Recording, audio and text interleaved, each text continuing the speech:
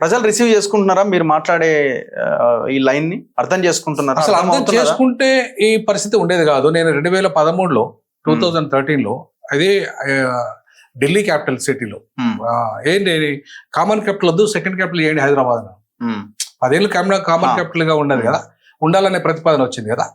దాన్ని వద్దు, second capital చేయమని చెప్పి 22 మంది ఎంపీలతోని కాన్స్టిట్యూషన్ క్లబ్ లో నేను 2013లో మీటింగ్ పెట్టా.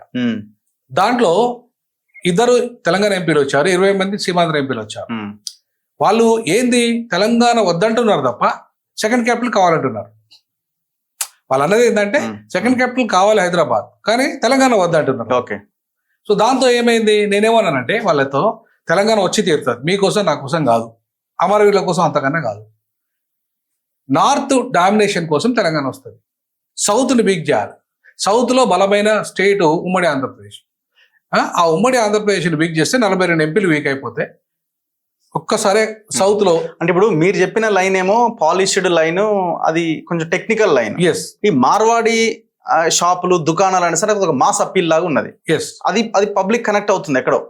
కరెక్ట్. సో మీరేమో దక్షిణ భారతదేశం ఉత్తర భారతదేశం అనేసరికి మళ్ళీ ఇది దేశం మధ్య స్ప్లిట్ అనే ఒక యాంగిల్ తెస్తున్నారు. దేశం మధ్య మార్వాడి అన్నది పబ్లిక్ డైరెక్ట్ గా ఎఫెక్ట్ అవుతున్నది కాబట్టి దీనికి కనెక్ట్ అవుతున్నారు. నేను ఏమంటున్నానంటే లైన్ రెండు ఒకటే కావచ్చేమో.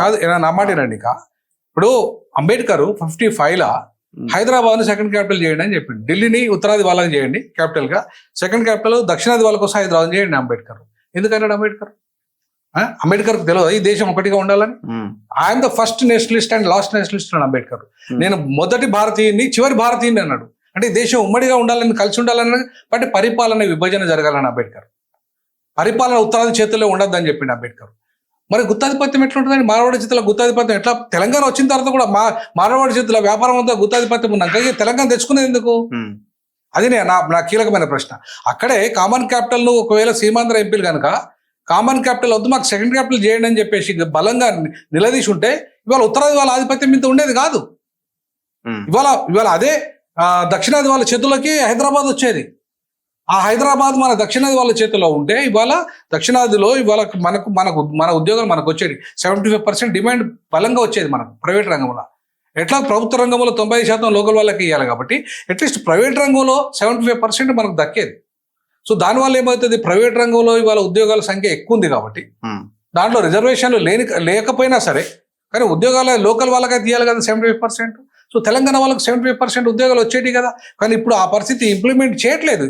తెలంగాణ గవర్నమెంట్ వచ్చి 10 ఏళ్ళు వచ్చినా ఇంప్లిమెంట్ చేయలేదు. ఇప్పుడున్న గవర్నమెంట్ 2 ఏళ్ళు వచ్చినా ఇంప్లిమెంట్ చేయట్లేదు. మరి చేయనప్పుడు మనకు ఉద్యోగాల సంఖ్య ప్రభుత్వ ఉద్యోగంలో ఎంతమందికి వస్తే ఇవ్వగలుగుతాం? మరి రెండవది సెకండ్ క్యాపిటల్ రావడం వల్ల సుప్రీంకోర్టు బెంచ్ వస్తుంది, తర్వాత మొత్తం సెంట్రల్ క్యాబినెట్ వస్తుంది, పార్లమెంట్ వస్తుంది. దాని ద్వారా ఒక 10 లక్షల ప్రభుత్వ ఉద్యోగాలు వస్తాయి సెకండ్ క్యాపిటల్ హైదరాబాద్ షిఫ్ట్ కావడం వల్ల. మరి అదెందుకు, దాని గురించి ఎందుకు రేవంత్ రెడ్డి గారు మాట్లాడలే, కేసీఆర్ గారు మాట్లాడారు? దాంతోపాటు మరి మీరు అన్న మార్వాడీలు కూడా ఎక్కువనే వస్తారు కదా. మార్వాడీలను కట్టడి చేయడానికి మన దగ్గర చట్టం ఉంది, దాన్ని ఇంప్లిమెంట్ చేయట్లేదు అంటున్నా. ఓకే, మార్వాడీలే కాదు ఉత్తరాది వాళ్ళందరినీ కట్టడి చేయడానికి లీగల్ గా ఇది ఎట్లా, మీరు కూడా అడ్వకేటే కదా, అవును, ఇది ఎట్లా లీగల్ గా పాయింట్అవుట్ చేయగలుగుతారు? ఎట్లా లీగల్ గా మీరు కాదు పొండి అని ఎట్లా అనగలుగుతారు? ఇది చట్టాలు ఉన్నాయి, మనం కాదంటలేము. మా వ్యాపారాలు మాకు కావాలంటున్నాం. ఇప్పుడు వాళ్ళ ఉత్తర భారతదేశం పోయి మనం 75% చేసుకోండి, మీరు కూడా దుకాణాలు పెట్టుకోండి, మీరు కూడా దుకాణాలు పెట్టుకోండి అంటారు. ఉత్తర భారతదేశం పోయి మన తెలంగాణలో ఒక్క వ్యాపారం పెట్టిన చూపెట్టండి మాకు, ఒకరిని డెవలప్ అయిన చూపెట్టండి. మేము ఇక్కడ చూపిస్తాం, కొన్ని వందల లెక్కలు చూపెడతాం. ఇక్కడ మా తెలంగాణ బిడ్డ పోయి ఉత్తరాది కూడా పెట్టుకోండి అంటారు వాళ్ళు. మీరు కూడా పెట్టుకోండి, మేము పెడుతున్నాం, మీరు కూడా ఎక్కడండి? అసలు నీకు భాష రాదు ఫస్ట్. వాడు వచ్చి ఇప్పుడు వాడు 50 ఏళ్ళ నుంచి ఇక్కడ ఉంటాడు, వాడు హిందీ మాట్లాడతాడు. నువ్వు అక్కడికి పోతే హిందీలో మాట్లాడాలి. ఇక్కడ అంటున్నా అక్కడ కాదు, మనం ఇక్కడే ఉన్నాం, ఇక్కడే మనం మీరే బిజినెస్ పెట్టుకోండి. మా బిజినెస్ లో మీరు అడ్డుకునేది ఎట్లా? నేను ఏమంటున్నానంటే వాళ్ళ బిజినెస్ లో అడ్డుకోవడం మన బాధ్యత. మనం చెప్పట్లేదు అట్లా. మనం ఏమంటున్నామంటే మీ బిజినెస్ ఓన్లీ 25% పెట్టుకోండి అంటున్నాం. ఓకే, మా బిజినెస్ 75% పెట్టుకుంటా అంటున్నాం. చట్టం ఉంది అందులో.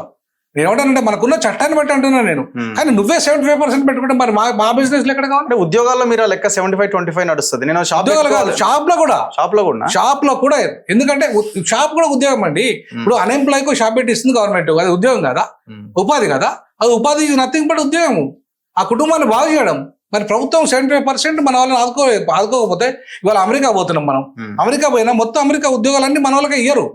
వాళ్ళు లోకల్లోకి ఇచ్చిన తర్వాతనే మిగతా వాళ్ళకి ఇస్తారు. సో లోకల్ వాళ్ళకి ఎందుకు ఇస్తారు అక్కడ? ఎందుకంటే వాళ్ళ ఉద్యోగాలు మిగిలిన ఉద్యోగాలే చేయాలి మనం. అందుకే ట్రంప్ ఇలా వెళ్ళగొడుతుంది కదా, బాబు వెళ్ళిపోవడం ఇంటికి వెళ్ళి మా అవసరం లేదు, మా వాళ్ళకే ఉంటే ఉద్యోగాలు అంటుండే కదా. Direct open. మరి మీరు ఎందుకు అనుమతిస్తున్నారు ఇక్కడ? మీరు ఎందుకు అనుమతిస్తున్నారు? ఇప్పుడు ఇదంతా మీలాంటి వాళ్ళు మాట్లాడుతుంటే వీళ్ళంతా బీజేపీకి యాంటీ వీళ్ళంతా ఎట్లయితుంది? ఇప్పుడు మార్వాడికి గుజరాతీ మార్వాడి అని తగిలిచ్చి మొత్తం బీజేపీ కాదు. బీజేపీ అంటే ఓన్లీ గుజరాతీ మార్వాడీలేనా? బీజేపీ అంటే ఓన్లీ గుజరాతీ. ఇలాంటి వాళ్ళ టార్గెట్ బీజేపీ అనేది ఒక మళ్ళీ ఇంకా ఎక్స్టెండ్ కి వెళ్తే వీళ్ళంతా హిందూ కాదండి. మేము హిందూ వ్యతిరేకలం కానే కాదు. నేను ఆది హిందువులు, వీఆర్ ఆది హిందూస్. మేము హిందువులం అండి. మేము హిందువులం. ఈ దేశంలో పుట్టిన ప్రతి ఒక్కడు హిందువే. ఆడు క్రైస్తవుడైన హిందువే, ముస్లిం అయినా హిందువే.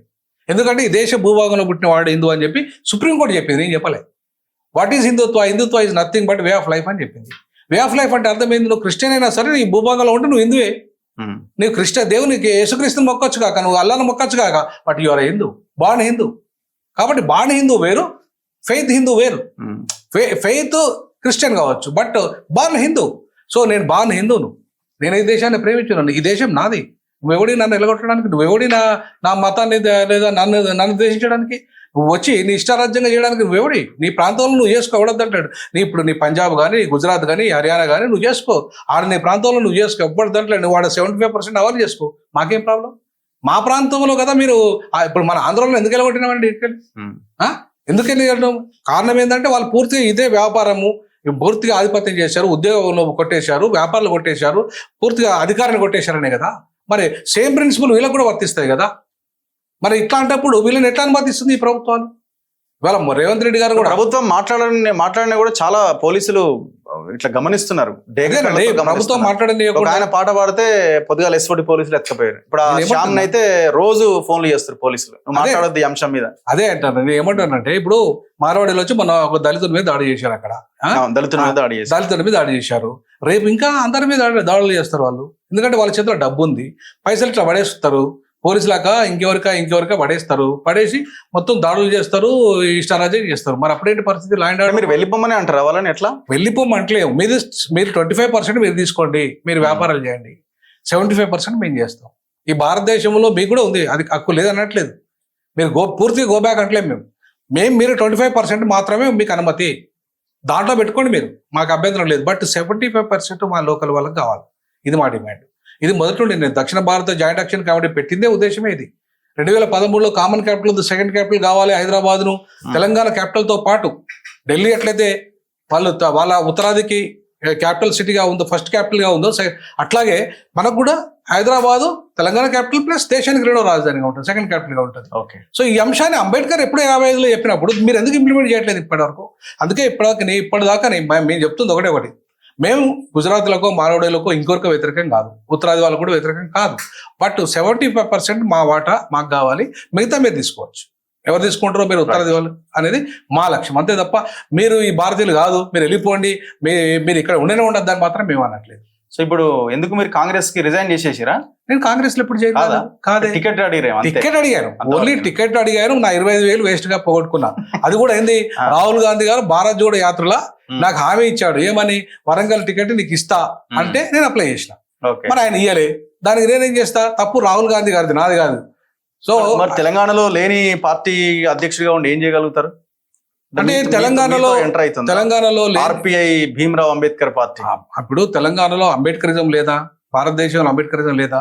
అంబేద్కరిజం లేని ప్రాంతం ఏదండి? మీ పేటెంట్ కాదు కదా, అంబేద్కరిజం ఉన్నది కావచ్చు కానీ మా పేటెంట్, మా పార్టీ పేటెంట్ అది. అంబేద్కరిజం మా పార్టీ పేటెంట్. ఎందుకు పేటెంట్ అవుతుందంటే, భీమ్రావ్ అంబేద్కర్ ఎక్కడికి వచ్చాడు? అంటే ఈ క్లాన్ నుండి వచ్చాడు. సో కాబట్టి అది మా పేటెంట్ రైట్ అవుతుంది. అంబేద్కరిజం మా తర్వాతనే ఎవరైనా, అంతే తప్ప కాంగ్రెస్ వాడినా, బీజేపీ వాడినా, ఇంకో పార్టీ వాడినా మా తర్వాతనే వాడాలి. కాబట్టి ఖచ్చితంగా ఈ తెలంగాణలో అంబేద్కర్ రాజ్యాన్ని తీసుకురావడం, సమత రాజ్యాన్ని తీసుకురావడానికి మా ప్రయత్నం మేము చేస్తాం. దాంట్లో నేను ఉద్యోగం 12 ఏళ్ళు సర్వీస్ వదులుకున్నా, సామాజిక తెలంగాణ కోసం, బీసీ ముఖ్యమంత్రి కోసం. మరి ఆ లక్ష్యం నెరవేరలేగా, నెరవేర్చే దిశగా నా ప్రయత్నంగా మేము చేస్తాం. మా పార్టీ, మా లక్ష్యం భారత రాజ్యాంగాన్ని అమలు చేయడం, భారత రాజ్యాంగంలో ఉన్న అంశాలనే మేము ఇంప్లిమెంట్ చేస్తాం. సో ఆ దిశగా మా వాయిస్ను మేము ఇస్తాం. అది చిన్నగా ఇస్తామా, 10 మంది ఇస్తామా, 1000 మంది ఇస్తామా, 1,00,000 మంది ఇస్తామా? ఇప్పుడు మన తొలి వెలుగు కొద్ది మందితో స్టార్ట్ అయింది, అంతే. ఇప్పుడు ఏంది 10 లక్షలు చేరుకున్నది, మామూలు కాదు కదా. ఇప్పుడు ఇప్పుడు మిగతా మెయిన్ ఛానల్స్ భయపడుతున్నాయి మా ఇప్పుడు. అట్లనే మా పార్టీ గురించి రేపు అట్లనే డెవలప్ అవుతుంది కావచ్చు, అట్లనే ప్రజలు స్వీకరిస్తారు కావచ్చు. 100% మేమెందుకు కాకూడదు? పనిచేస్తే ఖచ్చితంగా పని చేయడానికే ఇవాళ నేను సిద్ధపడ్డా. ఉద్యోగం రాజీనామా చేసిన వాళ్ళు ఉన్నారు కాబట్టి 100% మీరు చూస్తారు కదా భవిష్యత్తులో ఏం జరుగుతుందో. Anyway thank you very much sir. Thank you very much. ఇది ప్రొఫెసర్ గాలి వినోద్ కుమార్ గారితో స్పెషల్ ఇంటర్వ్యూ. చూస్తూనే ఉండండి మన తొలివేలు.